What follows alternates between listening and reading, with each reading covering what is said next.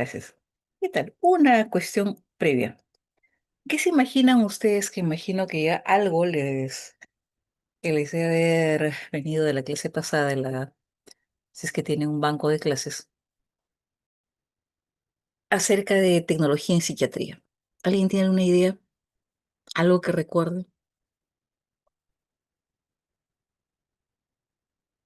¿Alguno?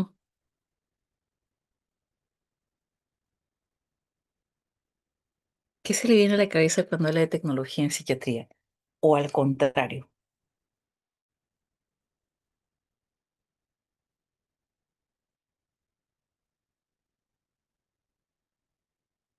ninguno. Doctora, tal vez el Sí. uso de herramientas tecnológicas, por ejemplo, ese visor para realidad Ujú, virtual que nos mostró anteriormente, se puede ujú. emplear en psiquiatría. Así es, fue un gol, realmente. Y esto se comenzó a pensar desde los años 80 más o menos, en algún momento, y recién con los dispositivos wearable se hizo más popular, ¿no? Depende obviamente del avance de la tecnología. Perfecto, es una buena idea. ¿Qué más? ¿Qué otras cosas se les ocurre que pueden estar ligadas a psiquiatría y tecnología? ¿Alguien más?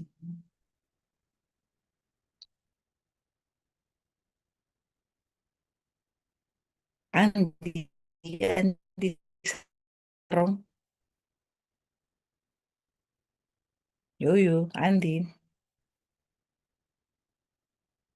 Doctora, Andy a la una. doctor, buenos días, Sí, doctora. cuéntame. Sí, cuéntame. Disculpe, doctora, buenos días, ¿me escucha? Sí, perfecto. Bueno, eh, entendería que son, por así decirlo, mm, a ver, una forma.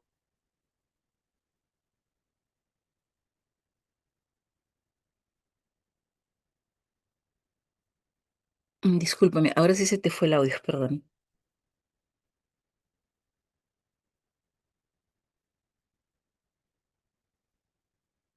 O si tienes dificultades con el audio, podrías escribirlo por el chat.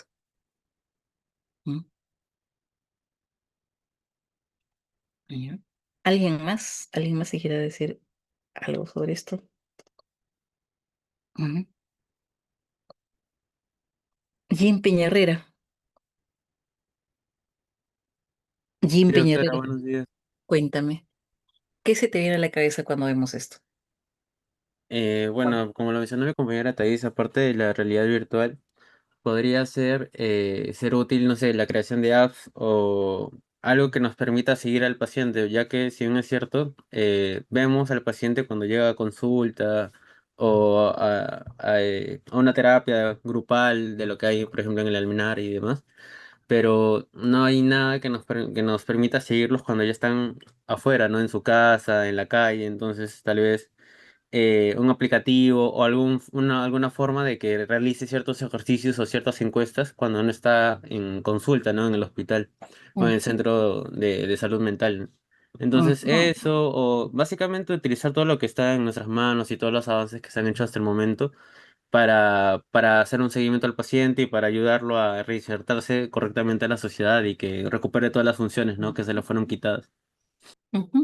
Tú has dicho algo interesante, ¿no? ¿Cómo nos aseguramos de que el paciente eh, sea seguido una vez que sale del consultorio? Sí, perfecto, está bien, es una buena sesión. Pero ¿cómo hacemos? Vamos a estar siempre pendientes, uno, por el lado del paciente. ¿Hay siempre la facilidad para obtener algún tipo de reforzador? ¿Hay alguna forma de registro? ¿Es más fácil usar de repente una hoja de papel? ¿O es más fácil que de repente abra el celular, pling, y apriete un botón o que reciba un mensaje, ¿no es cierto? Y de parte nuestra, ¿cómo podemos reconocer de repente algún signo de alarma? ¿Cómo podemos, al contrario, reconocer signos de que el paciente está mejorando? ¿O cómo podemos enviar de repente algún tipo de mensaje? Las apps, por ejemplo, son una cuestión bastante interesante, ¿no? Y que está en explosión. En las circunstancias, ustedes saben que apps nacen y mueren cada cierto tiempo, ¿no? Inclusive cuando estaba ahora en el curso de la maestría de bioética, uno de los trabajos que presentamos fue cómo evaluar bioéticamente una app, porque justamente era algo que se necesitaba, que inclusive bioéticamente era importante, como tú dices, ¿no? Era importante para ver el seguimiento de una persona que no puede acceder todo el tiempo a la consulta, ¿no? ¿Mm? Tiene su consulta y de repente en el sistema privado podría tenerla una o dos veces por semana, o cada 2 semanas, dependiendo de las circunstancias, pero en el sistema público en que se apelotona todo también es complicado. ¿Cómo le damos seguimiento, soporte? Una app es una buena idea, ¿no? Perfecto. Entonces, veamos sobre todo una cuestión. Cuando, cuando yo era residente, con las justas había imágenes de repente que se estuvieran difundiendo porque también depende del costo. ¿M? El año 2011 me fui a Francia y encontré también ahí que ya se habían desarrollado hace un montón de tiempo varias circunstancias el- sobre esto. El, ¿Qué más sobre esas circunstancias? Había también una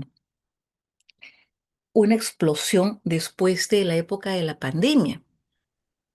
Yo recuerdo que antes de la pandemia, un colega publicitaba en algún momento un servicio de atención por teleconsulta. Sí había consejería por teléfono, pero era eso, era consejería. En cambio, lo que se ofrecía era teleconsulta en un momento, o sea, con indicación, receta y todo lo demás. Y varios de nosotros saltamos hasta el techo porque pensamos que la sacrosanta relación médico-paciente solo se puede hacer cara a cara, ¿no? Seguimos pensando que es mejor, pero que pueden haber variaciones que enriquezcan o favorezcan la relación o el mantenimiento de la relación, ¿no? Y de repente, al año siguiente nada más llegó la pandemia y nos obligó a desarrollar alternativas porque no podíamos ver a nuestros pacientes, ¿no? Con mayor o menor éxito nos ayudaron. Algunas ya existían antes de la pandemia y otras, bueno, vamos a ver. Pido por favor, alguien que pueda leer este caso, este primer caso, voluntaria o democráticamente. Yo, doctora, Gracias, Cris, por favor. el trastorno de pánico con agorafobia. Perfil de la paciente. Mujer de 38 años, abogada en ejercicio activo. Diagnóstico confirmado.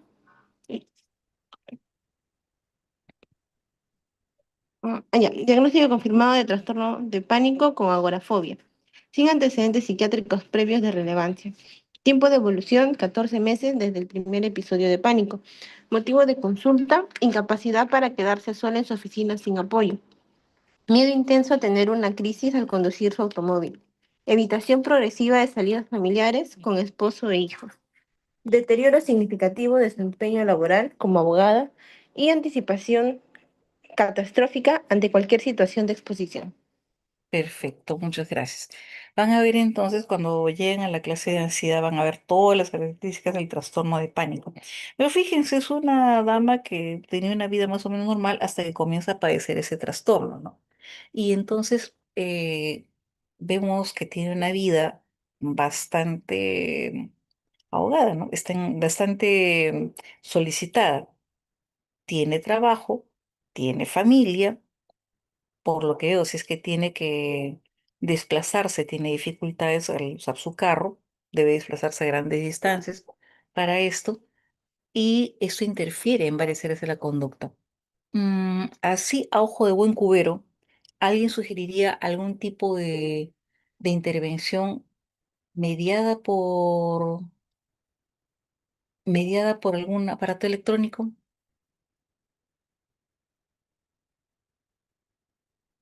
Así lo que se les ocurra.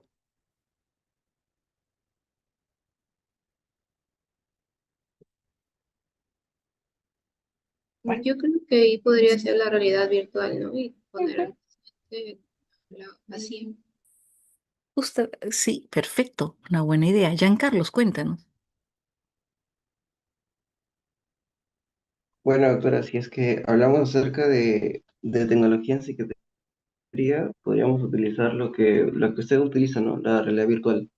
Podemos simular Ay, ya ve. algunas situaciones tímidas o, por ejemplo, eh, Ujú. sí, pero Sí, justamente es una de las situaciones clásicas, ¿no?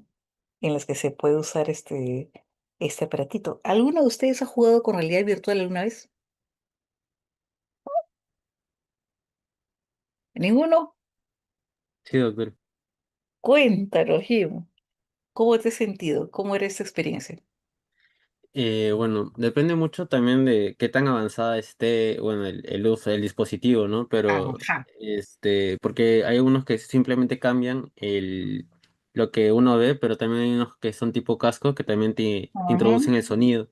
Sí. Entonces, mientras más inmersiva sea la experiencia, creo que es mucho más parecido a lo que podrías ver en la realidad, ¿no? Entonces, creo Ujú. que eso serviría bastante en ese tipo de casos. Tú dices una cuestión interesante, la inmersión. Cuando hablas de inmersión, ¿a qué te refieres? ¿Cuál ha sido tu experiencia con la inmersión? Bueno, yo me refiero a que muchas veces se utiliza ese término, ya sea en temas de también equipos de sonido, Ujú. así más inmersivo, que quiere decir que te aísla, por así decirlo, de lo que Ah, pasaría realmente en la realidad y te crea en un escenario lo más parecido al mundo real, pues, ¿no? Entonces, mientras más inmersivo es como que estás tú y el escenario, nada más, no hay otra ah, ah. distracción. Así es. Tú en 360 grados, vertical y horizontal. Tú y tu alma y tu casco. Así es, ¿no? Por eso es que es tan interesante esto y es una cuestión de engañar al ojo muchas veces, ¿no? Entonces, ¿qué es lo que solemos usar? Justamente lo que ustedes han propuesto es el uso de realidad virtual, ¿no? Que permite recrear, como aquí dice, los entornos que pueden ser familiares o amenazantes o también beneficiosos para el paciente de una forma controlada, ¿no? Sabemos que el paciente está sentado, por ejemplo, viendo un edificio y está sentado aparentemente en el 10.º piso, el paciente se puede asustar, pero no voy a pero el paciente no va a caerse en ningún momento, ¿no? Sabemos que el paciente puede estar de repente cerca de tener la sensación de que hay un perro que lo está amenazando, pero sabemos que no va a haber ninguna mordedura, ¿no? Entonces se puede controlar y puedo graduar la exposición. Primer piso, segundo piso, tercer piso, cuarto piso, 10.º piso en algún momento, ¿no?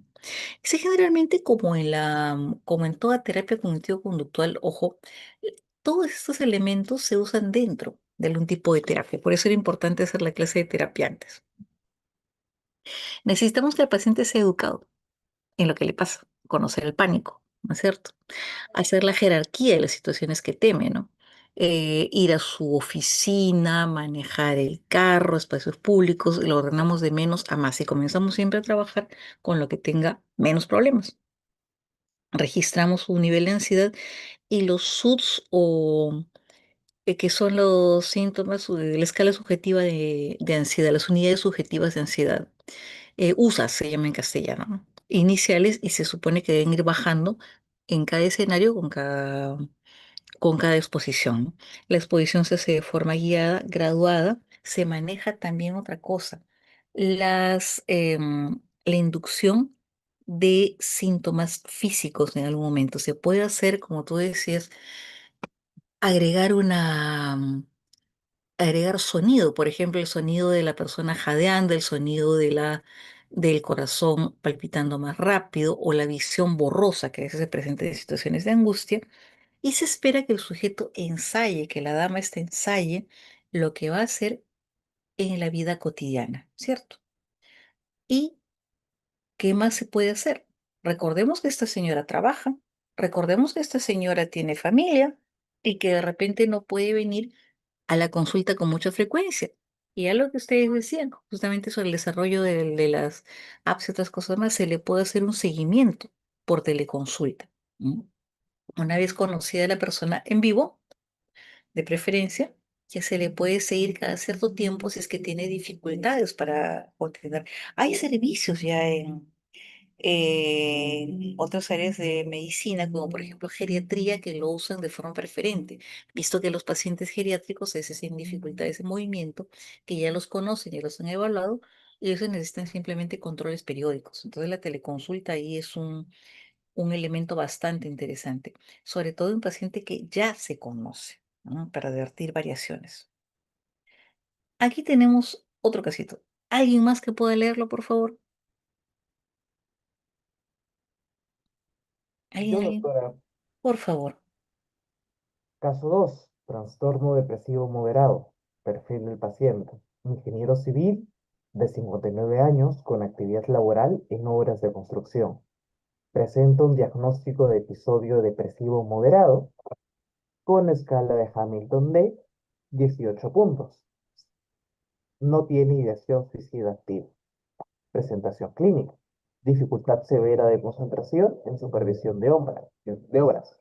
Desánimo persistente, anedonia y fatiga matutina. Errores frecuentes en revisión de planos y cronogramas. Y por último, también resistencia inicial a la psicoterapia presencial por horario laboral. Ujú. Gracias, muchas gracias. Entonces, ese paciente es un poquito diferente. Es un paciente que ya tiene largo tiempo de ejercicio, que ya tiene rutinas establecidas, que trabaja, como ustedes ven, en obra y que por lo tanto a veces tiene horarios extendidos en algunas circunstancias, ¿no? Y que hace labor intelectual, pero también labor física. ¿Qué alternativas se les ocurren que se les podría ofrecer para apoyarlo desde lo que ustedes saben y conocen o se imaginan que podría hacerse para trabajar con este pacientito?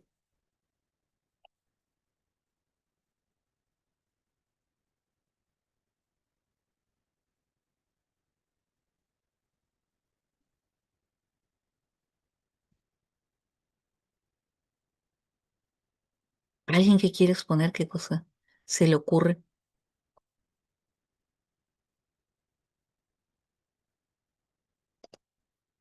¿Mm?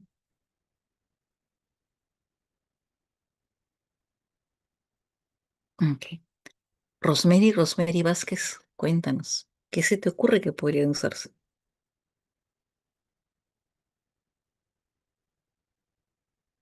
Sí, doctora, disculpe, ¿puede repetir la pregunta? ¿Mm? ¿Qué se te ocurre que podría usarse? Mm,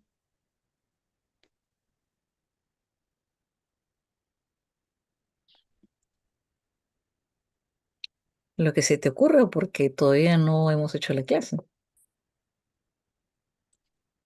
mm.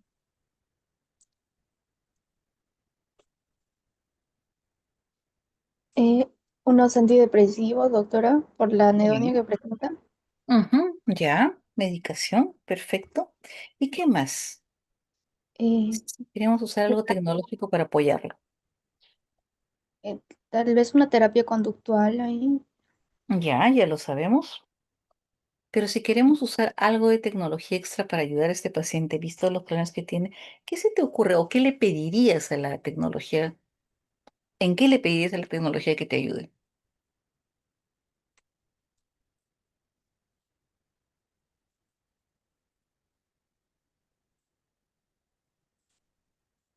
Mm, Si tuvieras que diseñar algo tecnológico para apoyar a ese paciente, ¿qué le pedirías que haga? mm, Tal vez realidades virtuales Ya, es o un aparato. seguimiento, ¿Perdón? o seguimiento mediante las terapias Seguimiento, digitales. Ujú. seguimiento, porque al final dice que su horario le hace difícil asistir, ¿no es cierto? ¿Qué más? ¿Qué otra cosa más le pedirías? Si tuvieras que diseñar algo, ¿qué otra cosa le pedirías? Fíjate en los síntomas que tiene el paciente.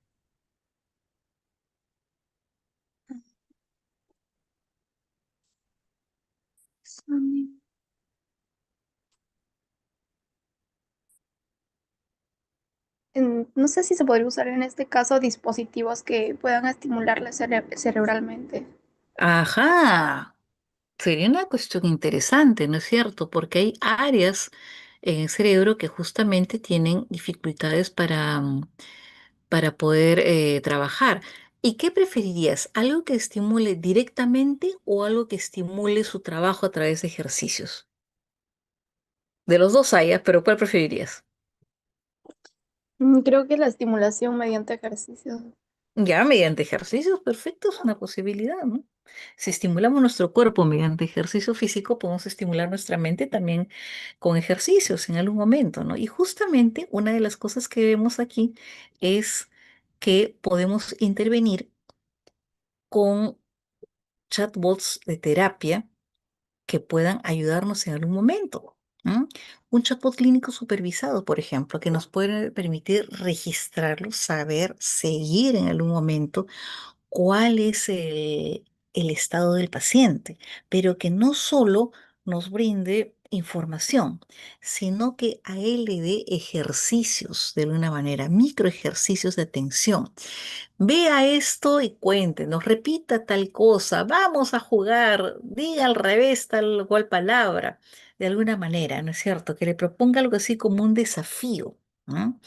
Justamente ejercitamos el cerebro de este paciente que tiene necesidad de estar atento y que tiene olvidos, que tiene distracciones. Eso es no solo molesto, sino peligroso en su trabajo, ¿no es cierto? Y esto también puede incluir que pueda hacer una técnica de mindfulness y reforzarla en algún momento. Nos puede dar información sobre cómo va aumentando. Y como tú dijiste al principio, darle medicación. Nos puede ayudar a recordarle, toma tu medicación. No olvides la medicación, no omitas una dosis. ¿Tienes algún efecto adverso? Avísale a tu médico. Ujú. Avisa y ayuda y nos da información además de dársela al paciente. Perfecto, buenas ideas. Recordemos que tenemos una buena cantidad de de evidencia que respalda esto. En algunos, eso le traigo algo sobre algunos promedios en cuanto a uso de estos chatbots, los que mucha gente les tiene desconfianza, pero bien usados que pueden ser bien interesantes, ¿no? Ojo, recordemos que Hamilton no da diagnóstico de depresión, eso se tiene que hacer de forma clínica, ninguna escala de diagnóstico, salvo en epidemiología, pero el Hamilton nos ayuda bastante a ver la progresión. Si el chatbot puede hacer que la persona cada cierto tiempo entregue una respuesta acerca de la escala de Hamilton, pues caramba, tenemos un instrumento para hacer el seguimiento, ¿no? Y al tener desafíos, la persona puede disfrutar eh, de resolver algunos pequeños problemas, de ser efectivo, etcétera, ¿no? Y nos puede ayudar a recordarle algunos eventos. Vete a dormir, toma tu medicación, y eso es bastante interesante. Por favor, alguien que pueda leer el caso 3.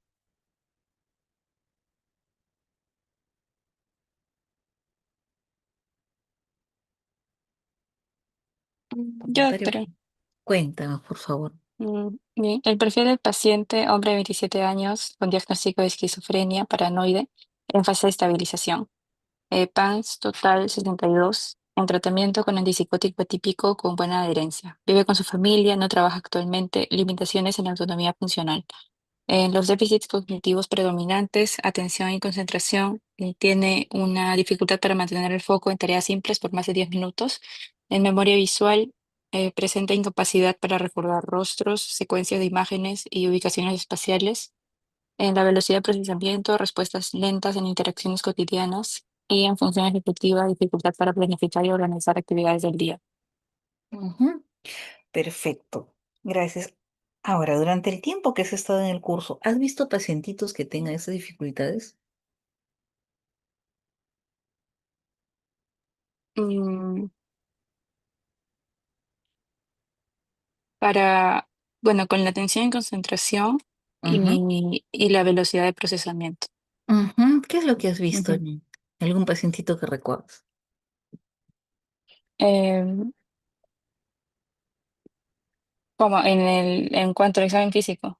Bueno, No, un examen esto mental. de lo que me has comentado, ¿cómo se manifestaba en el paciente? ¿Te acuerdas? Poquito. Bueno, en la velocidad de procesamiento, cuando se le estaban haciendo las preguntas, muchas veces se demoraba en responder. eh, Ujú, el tono de la voz también era un poco más débil, más, claro, más débil, y bueno, hablaba lento, ¿no? Dentro de todo. ujú. Así es. Volumen bajo, habla lento y eso nos indica que la velocidad de procesamiento de su pensamiento también está disminuida. Perfecto, ¿no? Tiempo largo de latencia de respuesta también, ¿no? Fulanito, ¿puede decirme qué desayuno hoy día? Contamos 10 segundos, 20 segundos, 30 segundos y recién responden, ¿no? Si es que se acuerdan. Si es que no hay, puede haber bloqueos también que expliquen esas circunstancias, ¿no? Un paciente psicótico, ¿no? Entonces, perfecto. Pregunta. ¿Qué se les ocurre o qué ayudas diseñarían ustedes o le pedirían a la tecnología para poder trabajar con este paciente? Si tuvieran ustedes que diseñar algo, ¿qué harían, qué buscarían que le ofrezcan la tecnología a su paciente?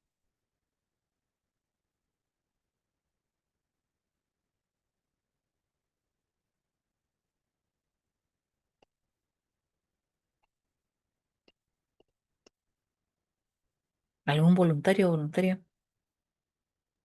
Doctora, podría Sí. ser, bueno, con realidad virtual podríamos ponerle casos en los cuales pueda enfocar, ¿no? Las tareas simples o tal vez para que aumente sus o salga de las limitaciones de la autonomía funcional que tiene, ¿no?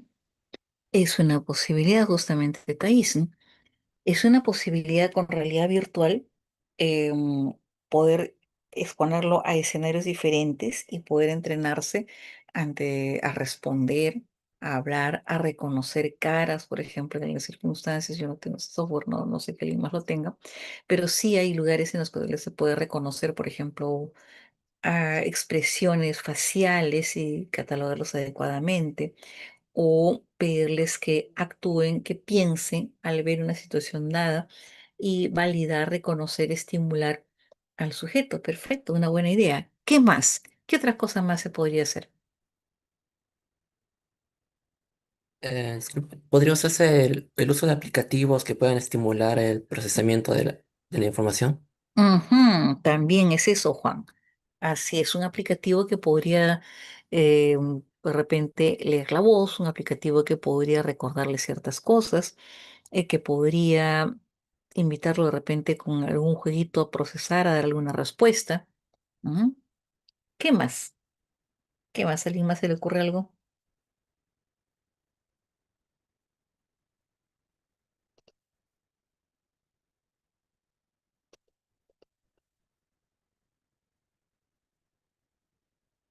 Ujú.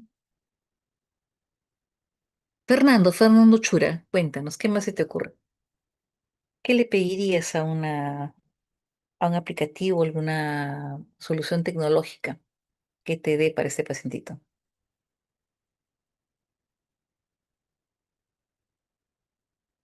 Fernando, Fernando Chura, Sí, doctora, disculpe, ¿me escucha? sí, perfecto. Eh, bueno, en este caso, para un paciente con esquizofrenia, sería bueno utilizar alguna aplicación, ¿no? Que pueda, como, por ejemplo, por medio de un test, ver si es que el paciente presenta signos y síntomas tal vez de alarma, ¿no? Para así poder eh, estar más atento, ¿no? Y poder justamente llamar a lo que es al hospital más cercano, ¿no? Ujú. Un test que nos indique alarma. Sí, es una posibilidad. Nuevamente escucho voces, tengo otras posibilidades, ya no quiero tomar la medicación, ¿no? O que le indique eso al familiar también. Es otra posibilidad, ser interesante, ¿no? Sobre todo si es una persona que está lejos o que no puede acudir con facilidad a un centro de salud, ¿no? Cuando tengamos el enlace, por ejemplo, con más facilidad con los centros de salud mental comunitarios, podemos trabajar eh, con más serenidad pues en las visitas a domicilio, pero en otras circunstancias no, y esto puede ayudar. ¿Qué es lo que proponen? ¿Qué soluciones se proponen, no? Una, por ejemplo, es la remediación cognitiva, en que se dan intervenciones específicas, ¿no? Que son intervenciones que se hacen en ejercicios repetitivos. Algunas, por ejemplo, están dentro de las apps que han dicho ustedes, de las apps, para rehabilitar justamente los dominios cognitivos que están afectados, la atención sostenida, por ejemplo, ¿no? La memoria visual que está afectada también justamente por el procesamiento de información lentecido, la función ejecutiva, porque a esas personas se les hace, justamente por problemas de asociación, se les hace un mundo poder resolver situaciones de la vida cotidiana y hacer a su vez que esto se pueda generalizar en algunas circunstancias. En remediación cognitiva se le ofrecen entrenamientos de coordinación ojo-mano, razonamiento lógico, verbal, capacidad para poder reconocer palabras, capacidad para poder hacer secuencias lógicas, seguir laberintos, reconocer imágenes, etcétera, ¿no? ¿No? Entonces, aquí están los puntos clave para cada una de las ofertas terapéuticas en estas circunstancias. Y bueno, avanzando entonces, como le decía, cuando yo era chiquita, cuando estaba como ustedes, no había gran cosa de esto. Recién en Estados Unidos estaba comenzando a aparecer realidad virtual y estimulación cognitiva se hacía con tarjetas y otras cosas más, ¿no? Ahora, felizmente, estamos, gracias al desarrollo tecnológico, la disminución de costos y el incremento de las comunicaciones, ya podemos tener más armas terapéuticas, pero también hacer que éstas se personalicen. Se pueden hacer una sinergia adecuada y saludable entre terapia y farmacoterapia y tecnología, ¿no? Además de que se necesita investigación porque es un campo que está todavía abierto para poder trabajar. Y es un cambio de paradigma, ¿no? Desde usar solo el diván de Freud para poder usar tecnología, es un cambio de mente. Si solo lo vivimos así con eso de consultas por teléfono, imagínense cómo será para algunas personas, ¿no? Entonces, chicos, algunas cuestiones a ese respecto y les pido su colaboración. ¿Cómo creen ustedes que se puede hacer para integrar esas herramientas en nuestra práctica clínica usual? ¿Cómo creerían ustedes? ¿Qué ideas me darían?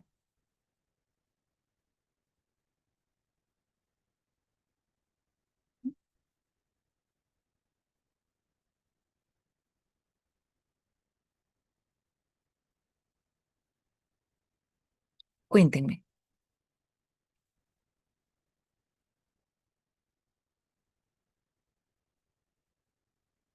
María Linda, si tú tuvieras que integrar estas apps, ¿cómo podrías hacerlo para que sean accesibles? Cuenta.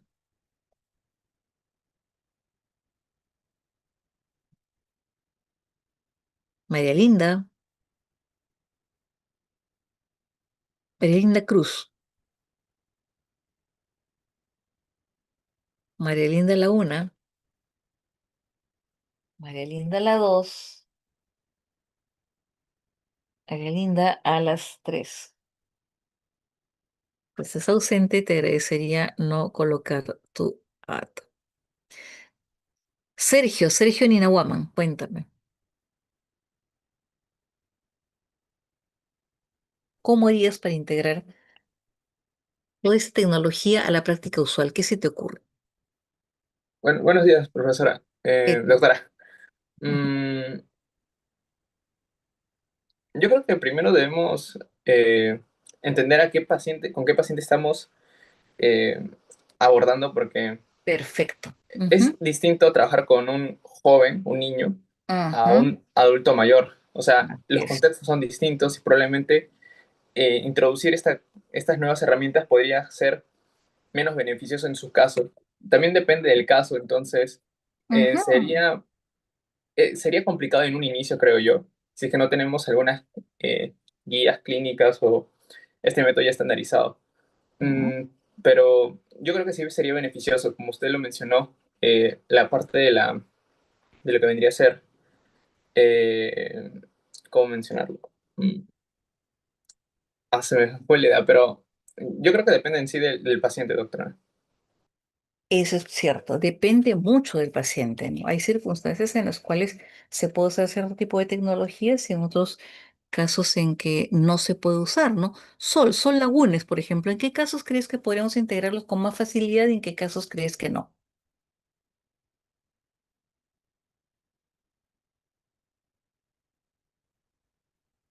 Sol, sol lagunes, sol a la una, sol a las dos, sol a las tres. Obviamente está ausente. Yadira Requena, cuéntanos. Sí, doctora. Buenos días. Disculpe, ¿puede repetir la pregunta? Mm, está en la pantalla. Eh, ¿Cuál de las tres, doctora? Eso quiere decir que nos está escuchando, ¿no es cierto? Sí, doctora, no he podido estar en casa y estoy tratando de entrar y salir de la reunión. Ujú. Prefiero una confesión honrada a que me palees. Es la primera. Ya. ¿Cómo podemos integrar estas herramientas en las prácticas clínica diaria de manera efectiva y sostenible? Bueno, con respecto a la tecnología en el área de la psiquiatría, podemos nosotros integrarlas de forma consciente y progresiva, ¿no? Creo que, en primer lugar, sería bueno que todos los especialistas, tanto no solo en psiquiatría, sino en general en medicina, deben primero ser capacitados para saber utilizar las herramientas tecnológicas y también a los pacientes si no están muy familiarizados, sabemos que en el Perú, y bueno, por la experiencia en la práctica que he tenido en mi caso en el centro de Noguchi, muchos de estos pacientes no tienen familiarización con la tecnología en general, ¿no? Con el celular, por diversos factores, principalmente por un factor económico, Ujú. y ello dificultaría que también puedan tener efecto estas herramientas tecnológicas en su tratamiento, ¿no? Entonces Sí. creo que la integración debe ser progresiva y con el paso del tiempo, tal vez en un futuro, todas estas herramientas sean más útiles. Ujú. Eso es, gente, ambos han señalado aspectos muy importantes. Al inicio, por ejemplo, señalaban que dependía mucho del conocimiento, digo, conocer del paciente, ¿no es cierto? Conocer al paciente, saber qué cosas tiene acceso, qué conoce, qué facilidades tiene, qué dificultades también tiene, ¿no? Hay gente, por ejemplo, para la cual apretar una tecla puede ser un mundo porque no pierden precisión, tiene dificultades para poder ver el teclado en un celular, pueden tener, por ejemplo, en el caso de los casos de realidad virtual, pueden tener molestias en el cuello, pueden tener epilepsia, que es desaconsejable esto y por lo tanto no podemos usar esas situaciones. Y tú tocas otro aspecto, Sol, perdón, mira, en el cual se indica, Yadira, que tienes que capacitar a la gente. Y capacitar, y mencionaste adecuadamente, primero al profesional, porque si el profesional no está capacitado, tampoco lo estará para poder reconocer quiénes pueden usarla y para entrenar a aquellos que no sepan usarla. Se frustrará, se angustiará. La capacitación no es solo el hecho de usar el aparato o usar el AP o usar el chat, aprender a usar las respuestas del chatbox, sino es en todo el contexto clínico en el que se envuelve este paciente. Y depende de muchas cosas, ¿no? De repente un adulto mayor puede tener dificultades para manejar el celular por falta de familiaridad, por problemas de debilidad motora, etcétera. O un paciente con esquizofrenia también puede tenerlos en algún momento. Pero podrían acceder a realidad virtual. ¿M? Y esto también podría darles en momentos alguna sensación de bienestar o de realización cognitiva, ¿no? Recuerdo algunos abuelos que han venido al tratamiento y que de repente salen muy contentos por, bueno, por los resultados, pero además porque al nieto, que siempre dice, ay, abuelita, tú no sabes nada de tecnología, le dice, he jugado algo que tú no has jugado. Y el nieto viene verde de envidia a ver si lo dejan jugar un ratito en la siguiente consulta. ¿Mm? Se puede pasar. O em, que si podemos, que si podemos tener a alguien entrenado, pero la red tiene calidad inferior. La banda que maneja la zona del paciente es muy débil. Tiene poco crédito de repente para acceder a Internet en el celular. Entonces, esto también va a jugar en contra. Necesitamos darle algo que pueda ser efectivo y sostenible, que pueda hacer que eso se mantenga en el tiempo y no hacer que al paciente se le quede la miel en los labios o porque no tiene acceso o porque no puede mantenerlo o porque no se le puede ofrecer.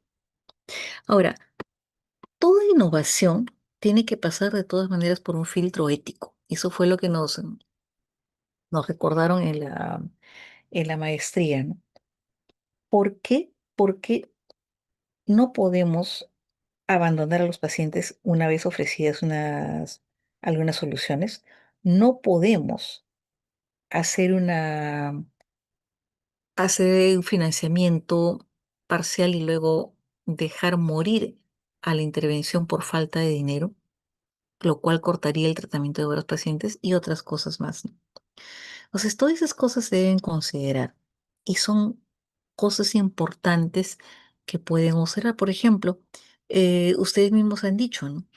Los problemas de conectividad, de uso, implican armar estrategias para poder trabajar en esto. Pregunta, ¿qué piensan que se puede investigar? ¿Qué les gustaría si ustedes pudieran financiar investigación? ¿Qué les gustaría financiar o qué gustarían ustedes de, de ver, de investigar en cuanto a tecnología? ¿Mm?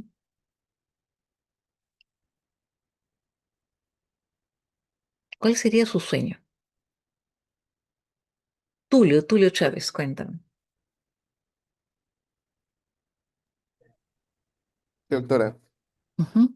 Cuéntame. mm, yo creo que en sí las áreas que podrían mm, cambiar para la investigación futura lo que debe haber es la tecnología se debe relacionar con la parte más clínica, ¿no? Más de diagnóstico, creo yo.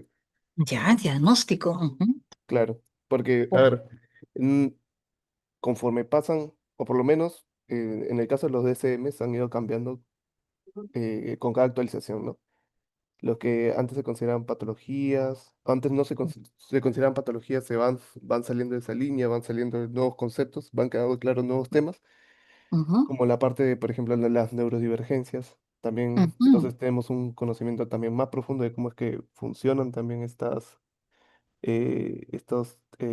ciertos trastornos. Entonces, las tecnologías, como mencionaron mis compañeros, nos pueden ayudar tanto como para puente de comunicación, como también para un puente diagnóstico, porque no solo estamos hablando al hablar de tecnologías de realidad virtual, como es lo que se está mencionando, ¿no?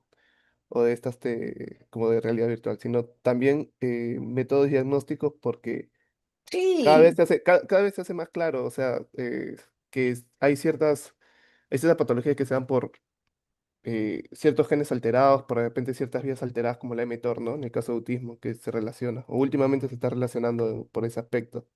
ajá. Justamente, y les cuento respecto a tecnología. Recuerden que una parte de los problemas que hay es justamente también determinar carga genética. En la clase de genética van a observar justamente uno de los estudios, el estudio latino, ¿no? Que se está haciendo, se está corriendo, se va a diseñar la segunda etapa, justamente para ver qué ocurre genéticamente en pacientes latinos que tengan con gran variabilidad genética en América Latina, en TOC y en esquizofrenia. Porque casi todos los estudios que tenemos, como tú dices, a nivel de diagnóstico genético, de apoyo genético, son en pacientes que son o,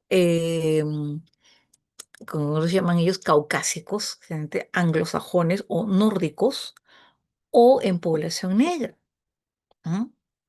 Altamente segregada, por ejemplo, en Estados Unidos, donde la gente no se mezcla mucho, ¿no?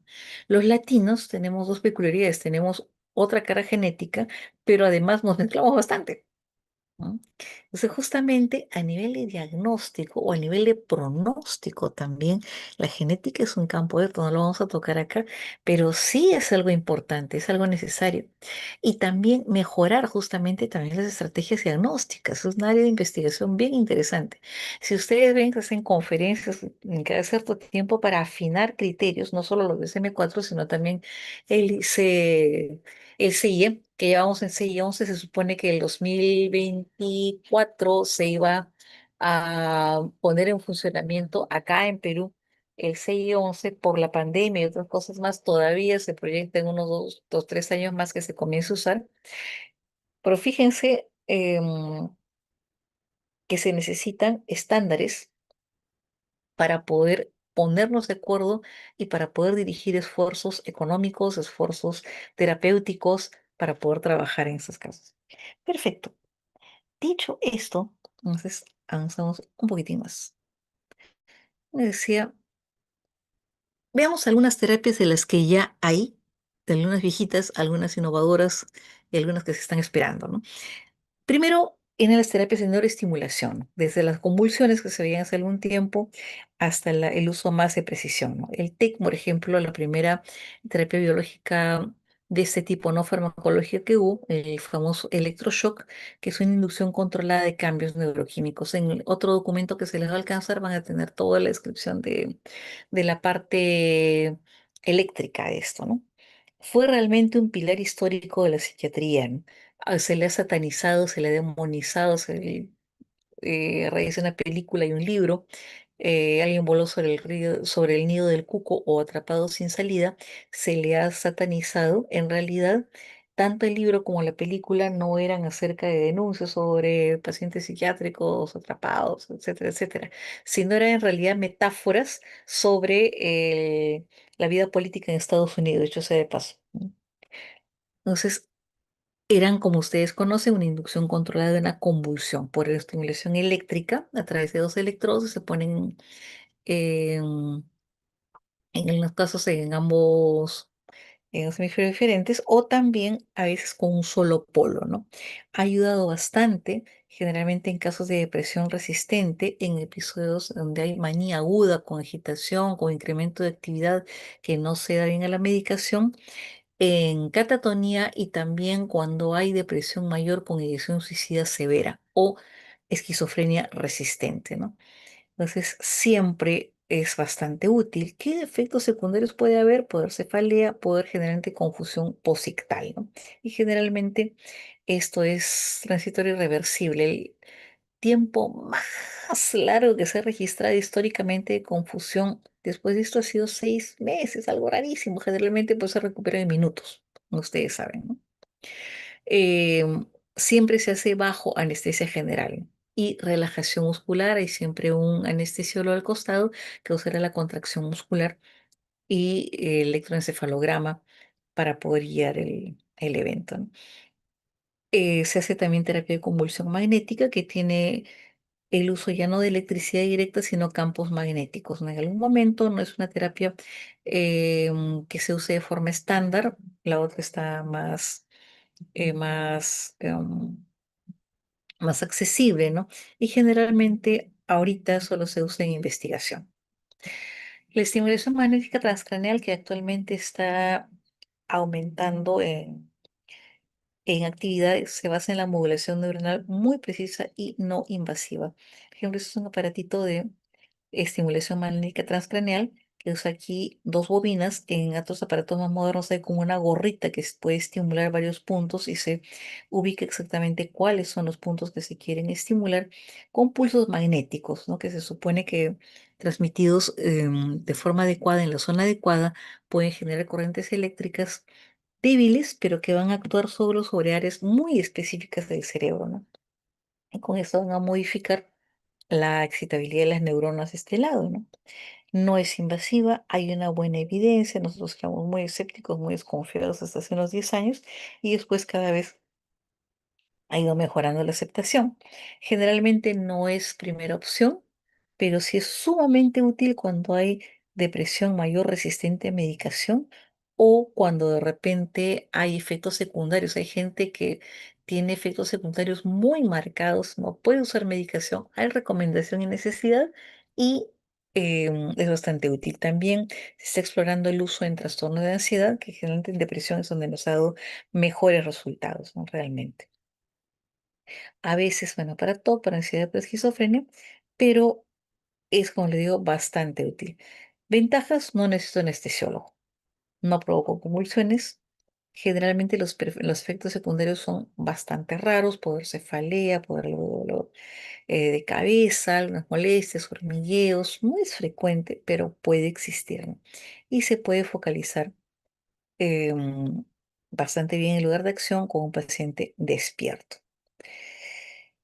Si las comparamos, generalmente usamos electroconvulsoterapia o electroshock para pacientes con enfermedades más severas. ¿M? Generalmente, la estimulación magnética transcranial me permite manejar pacientes de forma ambulatoria y como hay más tiempo, hay mejor o mayor evidencia acumulada para el electroshock.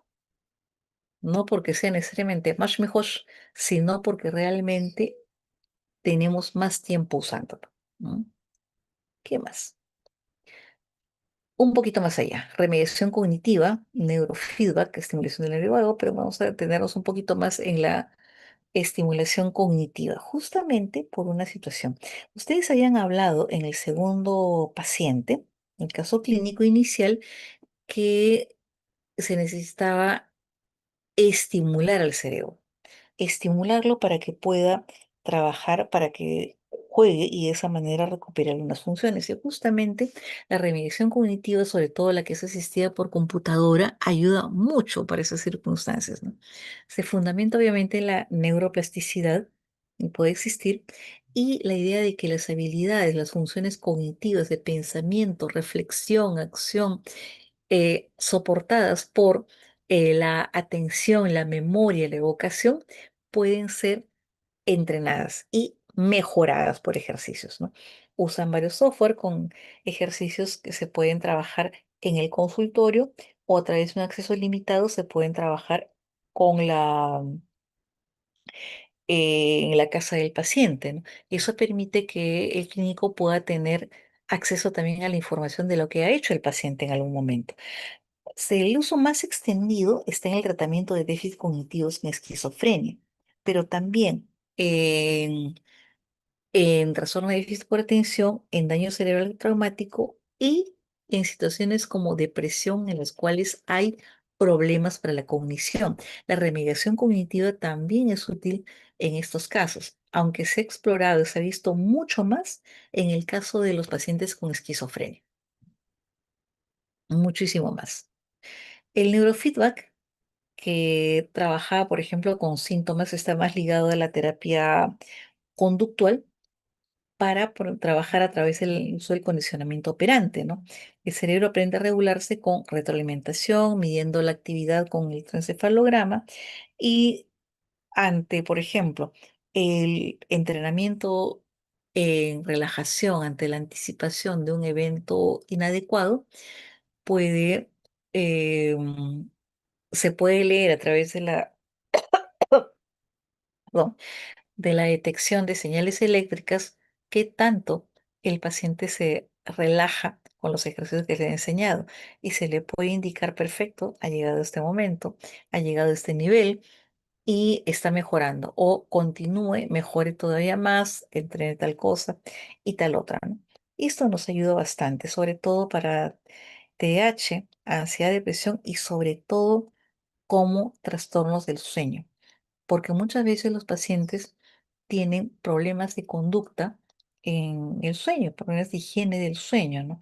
Y se desesperan e intentan muchas conductas que al final van a producirles más molestias en vez de ayudarlos realmente, ¿no? Siempre se recomienda como terapia complementaria, ¿no? Bueno, un poquito más acá, estimulación del nervio vago. Bueno, para epilepsia y depresión hay cierto potencial, pero todavía no tenemos la evidencia, no tenemos dificultades acá. Vamos a continuar acá. Vamos a avanzar un poquitín. Por acá, un poquitín más, ¿no? Esto que lo hemos hecho, que era tan criticado, a pesar de que es el año, o si no le recuerdo, es el 2010, hay un reglamento acerca de teleconsulta en el Ministerio de Salud y en otros lugares, recién a partir de la pandemia, pues les hemos dado realmente bola, ¿no? Y eso eran consultas médicas a distancia, generalmente videoconferencia. Antes se usaba llamadas telefónicas, ahora que tenemos la opción de usar WhatsApp, de usar Zoom, de usar un montón de plataformas, entonces podemos trabajar con esto, ¿no? Y esto permite acceso a pacientes que están lejos o que tienen dificultades de horario, pero también hacer consultas con especialistas. A veces en el hospital ahí me llaman para hacer teleinterconsulta y resulta que hay una campaña de salud, de repente un caserío que tiene señal todavía en las alturas del Cusco. Y me llama el colega y me consulta por un caso, ¿no? Me muestra al paciente, puedo conversar con el paciente, luego discuto con el colega cara a cara lo que ocurre, le pido que observe algo, que me indique si hay algún valor sobre una cuestión y comenzamos a trabajar sobre eso. ¿No? Entonces, me decía, reduce barreras, pero reduce también una barrera interesante, la barrera del estigma. Mucha gente se niega a ir a servicios de psiquiatría porque tiene estigma. Ojo, los médicos no somos inmunes a eso. A veces vemos a algunos colegas que nos dejan de jalarnos los cabellos porque dice, mejor lo mando con el psicólogo porque no se vaya a ofender si es que lo mando con el psiquiatra. En realidad eso tiene que ver más con el prejuicio del colega que con la creencia del paciente. ¿No? No podemos asumir paternalistamente que el paciente tiene esas mismas ideas, ¿no? Pero siendo que es verdad que el estigma aún puede existir, entonces la teleconsulta puede ayudarnos muchísimo para trabajar en esas circunstancias, ¿no? Pero sobre todo es ideal para hacer algunas consultas de rutina para hacer un cribaje sobre algo que aparentemente dificultades y que se puede corroborar en algún momento, para hacer seguimiento, porque lo ideal es trabajar con un paciente que ya hemos visto, no con un paciente de nuevo, ¿no? Y también con atención primaria para screening, para aplicar, por ejemplo, pruebas, test, etcétera, en zonas lejanas que puedan servir como cribado o exploración, ¿no? Es necesario e indispensable tener plataformas seguras, ¿no? Nos ayuda muchísimo en varias circunstancias. Hay bastante utilidad a veces cuando se consigue buen rapport, buen feeling con esos pacientes, podemos llevar completamente un tratamiento de esta manera. Y como siempre los desafíos, como ustedes habían señalado, brecha digital, la posibilidad de que se filtren los datos y la de mantener la conexión terapéutica efectiva. Porque en todo ejercicio clínico nosotros tenemos la dificultad de mantenerlo. Podemos leer en el face to face, podemos leer contracturas musculares, desvíos de la mirada, cambios del tono de voz, y esto no siempre ocurre en la consulta virtual.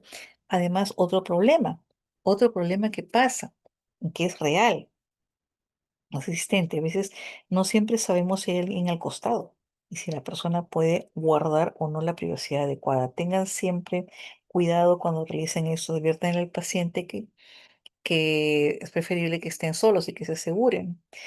Si es, por ejemplo, un caso en el que hay información sensible, abuso, maltrato, por ejemplo, o uso de sustancias, cuidado si es que hay un familiar.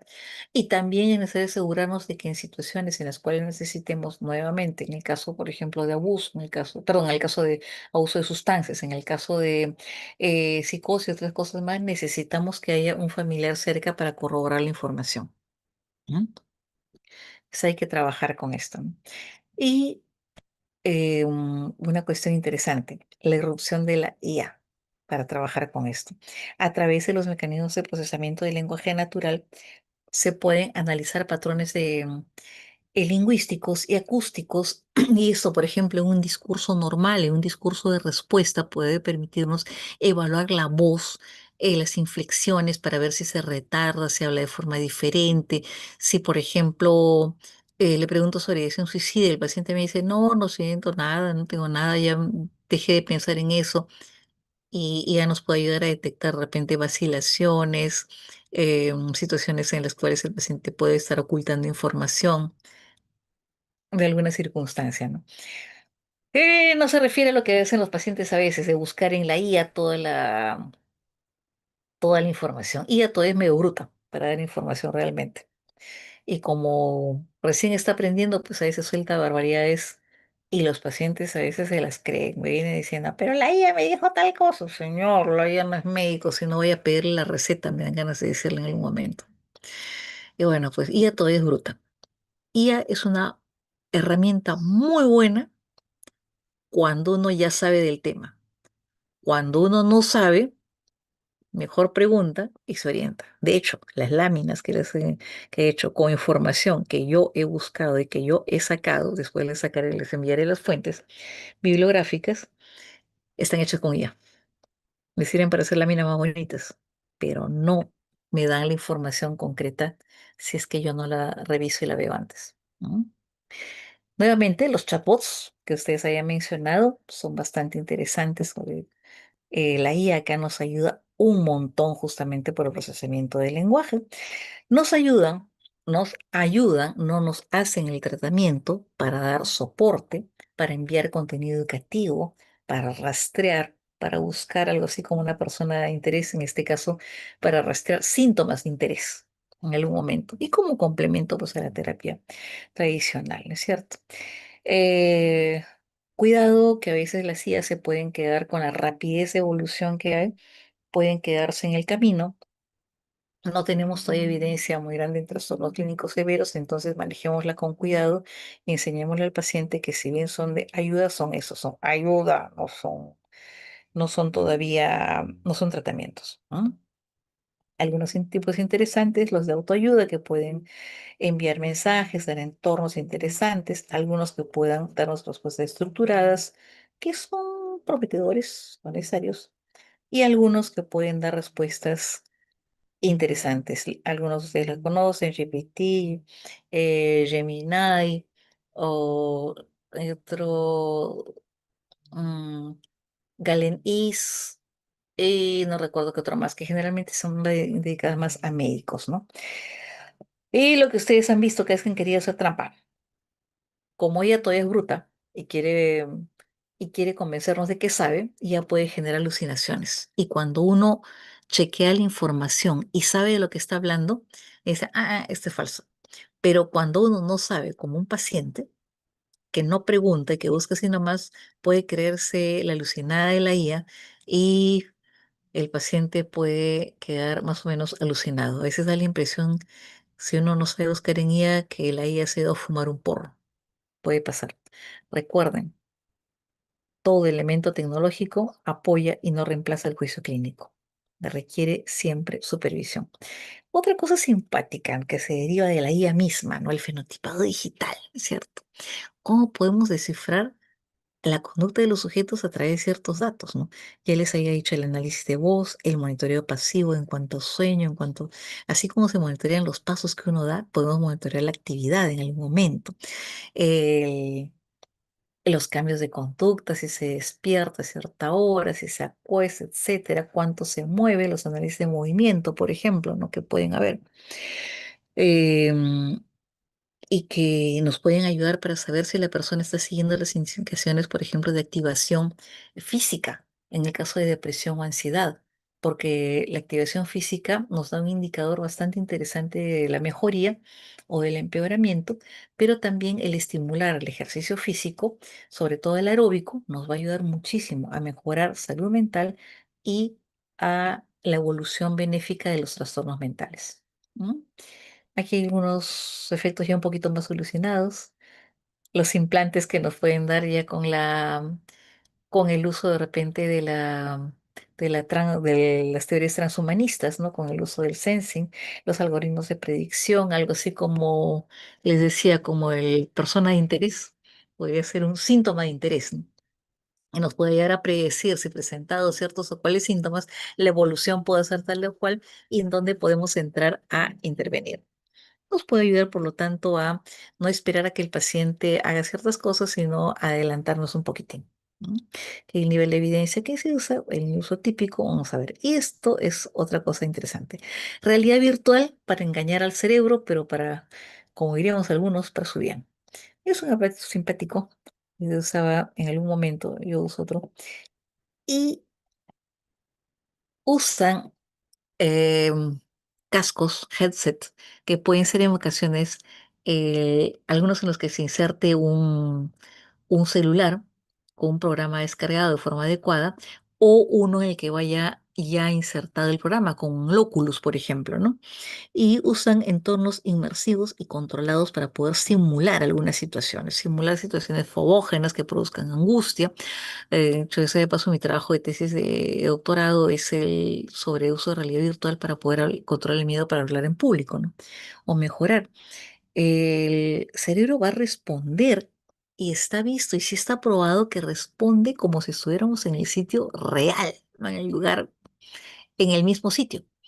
Y esto es un paciente al cual se le muestra, pues, tiene fobia a la altura o claustrofobia. Es un paciente particularmente, me acuerdo, porque trabajando claustrofobia lo meto a un ascensor y dio un salto en la silla, ¿no? Agarrándose, menos mal que estaba agarrado de la silla porque si no se me hubiera caído, porque justamente tenía mucho temor en ese momento, ¿no? Y comenzó a tener toda la necesidad de sudor, palpitaciones, miedo a morirse en ese momento y sin embargo estaba en un consultorio. ¿Ah? Es un tratamiento que está con alta efectividad en fobias específicas, también en estrés postraumático, ¿no? Porque puede ayudarnos a recrear de forma controlada algunos eventos traumáticos en ciertas circunstancias y también en ansiedad social porque nos permite trabajar en varias circunstancias. También se puede usar en esquizofrenia, se puede usar en autismo, se puede usar en TDAH con algunos mecanismos para tratar de captar atención o enseñarles a las personas a relajarse o a interactuar en situaciones sociales, ¿no? ¿Cuál es lo interesante? Como les decía, la exposición controlada, con exposición del 1 al 10 en número de angustia. Puedo controlar el avatar para que tenga inclusive el mismo color de piel, más o menos si es hombre o mujer. Puedo controlar los externos, que pueden ser uno o varios. Puedo simular varios escenarios, ¿no? Con varias partes. Por ejemplo, alguien que tenga miedo en avión, miedo a volar en avión, le puedo presentar un escenario inicial que es salir de su casa, otro que es el camino, otro que es el lugar en el que está esperando el avión, la rampa de embarque, el avión y la llegada, ¿no? Y esto provoca, como ustedes saben, activación neuronal, ¿no? Aquí también hay un extra que se usa también en medicina física y rehabilitación, si hay alguna interesada en esta área, ¿no? Para la rehabilitación post-ictus hay buenas evidencias de poder trabajar para ver evolución de movimiento de miembro superior, marcha y equilibrio también. Y en marcha y equilibrio se usa también en el caso de personas que tienen miedo a caerse, que no está reconocido como una patología, pero sí es un problema ocasional, ¿no? Y bueno. Ayuda, como dicen, en esas situaciones que ustedes ven y también en manejo del dolor por distracción, ¿no? Tanto en el dolor agudo, el dolor crónico, en procedimientos dolorosos o también a veces en dolor de miembro fantasma, ¿no? Nivel de evidencia existe, es bastante prometedor, ¿no? Aquí tienen la descripción de lo que se usa en el momento. Como les decía, el futuro es inmersivo, ¿no? Y cada vez se pueden agregar más elementos para poder tocar, para poder escuchar Tal vez en algún momento se pueda añadir olores, pero sí se añade vibración. No se espera poder agregar temperatura en algún momento con el uso de manillas, manet o guantes que den la sensación de poder tocar, mover, levantar objetos, etcétera, ¿no? Y como cada vez esto se va haciendo cada vez más barato, entonces la accesibilidad va a ir mejorando muchísimo y las aplicaciones van aumentando cada vez más, ¿no? Y bueno, sobre todo que los entornos son seguros e interesantes, ¿no? Sobre la remediación cognitiva, que es otra de las revoluciones que pueden haber, ¿no? Son programas informáticos porque esto ya existía con cartas, existía con tarjetas, existía con otras cosas, pero acá es software que se diseña para entrenar y mejorar varias funciones cognitivas y de coordinación, la memoria, la atención, las funciones ejecutivas, la ubicación visoespacial, la coordinación ojo-mano, por ejemplo, ¿no? Y fortalece, al menos según la teoría, las conexiones neuronales que ya están dañadas o que existen y que se quieren mejorar. Se usa mucho en personas que tienen trastorno de deterioro cognitivo, que han tenido daño cerebral, que han tenido problemas de neurodesarrollo, también en las personas que tienen de repente problemas por ansiedad o problemas por depresión, aunque bueno, la utilidad mayor es en esos otros eventos, ¿no es cierto? Datos 2026 de algunos estudios que he recogido, interesantes por acá. Ahí está la estadística, estas señoras que a veces nos dan algunos problemas. Y trabaja pues todo esto dentro de un ecosistema, el de la futura psiquiatría digital, de ser el patito feo que no tenía nada más que el diván y la persona, ahora tenemos varios auxiliares interesantes para poder trabajar. ¿Cuál es nuestro futuro? Combinar consulta presencial, terapia presencial, con teleconsulta, con uso de realidad virtual, con usar los chatbots y el monitoreo pasivo. ¿Mm? Esto nos puede ayudar. Hay posibilidades ya con evidencia fuerte para varios de estos eventos. ¿Y cuáles son los desafíos que tenemos que ir superando? La regulación, ¿no? Las leyes, que sí son importantes para poder regular. La ciberseguridad, que no nos vayan a robar los datos. Si en los bancos se roban datos, imagínense que nos extraigan los datos de un paciente. La privacidad, que no pueda haber nadie al costado. El marco bioético, por lo tanto, y la necesidad de formación continua. ¿Mm? ¿Cuál es el futuro? Que esto nos ayude a tener una psiquiatría más accesible tecnológicamente, que nos ayude a disminuir recursos para ampliar la base de sustentación. Y sepamos esto, que es una potenciación, no es un reemplazo. Siempre, siempre, detrás de todo uso tecnológico hay un ser humano que lo crea, que lo usa, que lo revisa. ¿Mm? Siempre existe, porque no se puede sustituir la empatía de un ser humano, el calor, el encuentro, la relación terapéutica entre dos personas. No se puede sustituir. Siempre se necesita que la ética esté presente, porque estamos trabajando con datos sensibles, igual que se debe cuidar celosamente los datos de la historia clínica. Se debe cuidar celosamente los datos de las personas que están accediendo a este tipo de consulta. Y necesitamos una colaboración multidisciplinaria, ¿no? Con con psiquiatras que digamos qué necesitamos, qué nos gustaría hacer. Por eso les invitaba a manifestar cuáles eran sus sueños y sus ideas a este respecto, los que diseñen esas tecnologías y los pacientes que también pongan en claro sus ideas, sus deseos, sus anhelos y si es que estamos yendo en la dirección adecuada para satisfacerlos o no. No sé. ¿Alguna pregunta? ¿Alguna curiosidad a este respecto?